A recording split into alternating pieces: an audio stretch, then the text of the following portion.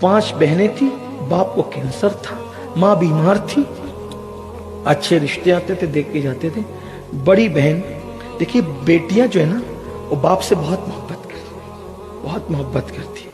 मैंने भी किताबों में पढ़ा था, बुजुर्गों से सुना था, और जब मैंने ये हदीस पढ़ी ना कि बेटियों का बाप और मैं मोहम्मद जन्नत में इतने करीब होंगे जैसे 2 उंगलियां करीब है, तो मैंने भी अल्लाह से दुआ की, अल्लाह मुझे ही बेटी दे, और अल्लाह ने दिया भी। तो उसके बाद फिर मुझे एहसास हुआ कि मैं सोचता था कि जितना मोहब्बत बेटी करती है, जितना सोचता था उससे ज्यादा बेटी करती है मोहब्बत, और बाप से बहुत मोहब्बत करती है।